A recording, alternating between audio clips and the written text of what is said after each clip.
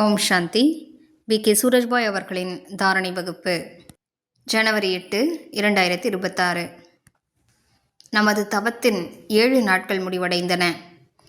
இன்று நமது சார்ட்டை சோதனை செய்து கொள்வோம். இந்த 7 நாட்களின் தவம் சிறந்ததாக இருந்ததா அல்லது சாதாரணமாக கழித்து விட்டோமா? பாபாவின் ஸ்ரீமத் படி நமது தவத்தில் நாம் முன்னேறி இருக்கிறோமா அல்லது நாம் சாதாரணமாக கழித்து விட்டோமா? தவம் என்பது மிக உயர்ந்ததொரு விஷயமாகும். யார் தவம் செய்கிறார்களோ அவர்களது பிரச்சனைகள் அமைதியாகி விடுகின்றன. அவர்கள் உயர்ந்தவர்களாக ஆகிவிடுகிறார்கள். அவர்களது மனோபலம் அதிகரிக்கின்றது. மேலும் அவர்கள் பாபாவின் சேவைகளிலும் முக்கியமான பங்காற்றுகிறார்கள். பகவானுடைய குழந்தைகளே தபஸ்விகளாக ஆகவில்லை என்றால் வேறு யார்தான் ஆக முடியும்?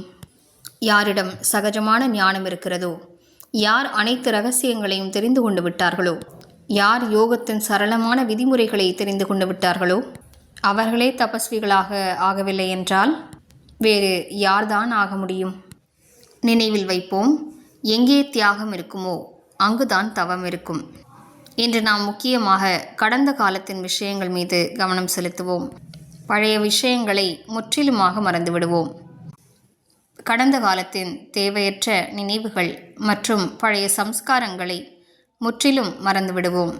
அவை பழைய பிறவியின் சம்ஸ்காரங்களைப் போன்று தோன்ற வேண்டும். இப்போது நான் புது பிறவி எடுத்துவிட்டேன். ஏனென்றால் எந்த மனிதர்கள் பழைய விஷயங்களில் மாட்டிக்கொண்டிருப்பார்களோ, பழைய நிகழ்ச்சிகளை நினைவு செய்து கொண்டு தனது தற்காலத்தின் சுகத்தை இழந்து கொண்டிருக்கிறார்களோ, மனதை குழப்பிக் கொண்டிருக்கிறார்களோ, பழைய விஷயங்களின் கண்ணோட்டத்திலேயே தற்காலத்தையும் பார்க்கிறார்களோ அவர்கள் வீணான எண்ணங்களின் வேட்டை பொருளாக ஆகிவிடுகிறார்கள். மேலும் அவர்கள் ஒருபோதும் அழகான எண்ணங்களின் ஆனந்தத்தை பெற முடிவதில்லை. பாபா நமக்கு நன்மை அளிக்கும் ஸ்ரீமத் கொடுத்திருக்கிறார். அதாவது குறைவாகவே சிந்திக்க வேண்டும், எண்ணங்களின் சிக்கனம் இருக்க வேண்டும். அப்போது கர்மங்கள் அழகாகிவிடும். மாறாக அதிகமான எண்ணங்கள் ஓடும் என்றால் கர்மத்தின் களத்திலும் மிகுந்த கடினத்தன்மை ஏற்படுகிறது. நாம் குறைந்த செலவில் நிறைந்த லாபம் பெறக்கூடியவர்களாக ஆக வேண்டும். எக்கனாமி அண்ட் எக்ஸலன்ஸ் என்று கூறப்படுகிறது. எனவே நாம் முதன்மையாக எண்ணங்களின் சிக்கனத்தை கடைபிடிப்போம். பழைய விஷயங்களை சுடுகாட்டில் உள்ளடக்கி விடுவோம். அவற்றிற்கும் நமக்கும் எந்தவிதமான தொடர்பும் இல்லை. அவை முடிவடைந்து விட்டன என்று உறுதியான எண்ணம் வைப்போம். எனவே வாருங்கள், உயர்ந்த தவத்தின் ஆனந்தத்தை பெறுவோம். பிரபுவினை சந்திக்கக்கூடிய உண்மையான சுகத்தை பெறுவோம். பிரபுவை சந்திக்கும் இந்த வாய்ப்பு அதிர்ஷ்டசாலியான ஆத்மாக்களுக்கே கிடைக்க பெற்றிருக்கிறது. பிரபுவின் சந்திப்பினால் நமது ஜென்மங்களின் கஷ்டங்கள் அழிந்து விடுகின்றன. யாரை சந்திப்பதற்காக நாம் காத்து கிடந்தோமோ அவரை சதா காலம் சந்திப்பதற்கான அதிகாரம் நமக்கு கிடைக்க பெற்றுவிட்டது. இந்த அதிகாரத்தினை நாம் முழுவதுமாக பயன்படுத்தி கொண்டிருக்கிறோமா அல்லது நாம் தேவையில்லாத விஷயங்களில் மூழ்கி இருக்கிறோமா? தேவையில்லாத விஷயங்களில் விலை மதிக்க முடியாத இந்த நேரம் கழிந்துவிடக்கூடாது.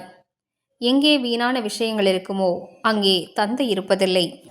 எனவே இன்று நாம் ஆழமான தவத்தின் அனுபவத்தை செய்வோம். மேலும் மனமகிழ்ச்சியை தரும் ஒரு பயிற்சி செய்வோம். எனது இடது புறத்தில் மேலே பிரம்மா எனும் தாய் இருக்கிறார். தாயின் அன்பு நிறைந்த மடி குளிர்ச்சியான குடைநிழலை அனுபவம் செய்விக்கிறது. அவரது அன்பு நிறைந்த தீண்டுதல் நமது துக்கங்களையெல்லாம் போக்கிவிடுகின்றன. பிரம்மா பாபாவின் நெற்றியிலிருந்து குளிர்ச்சி நிறைந்த அதிர்வலைகள் எனக்கு கிடைத்து கொண்டிருக்கின்றன. பின்னர் வலதுபுறம் பார்ப்போம். அங்கே ஞான சூரியன் ஷிவ் பாபா ஒளி வீசி கொண்டிருக்கிறார். அவர் சர்வசக்திவானாவார். அவரது சக்திகளின் கிரணங்கள் எனக்குள் நிரம்பிக் கொண்டிருக்கின்றன. பின்னர் மீண்டும் இடதுபுறம் பார்த்து பிரம்மா என்ற தாயின் குளிர்ச்சி நிறைந்த கிரணங்களை பெற்றுக்கொள்வோம். பின்னர் வலதுபுறம் ஞான சூரியனின் சக்திகளின் கிரணங்களை பெற்றுக்கொள்வோம்.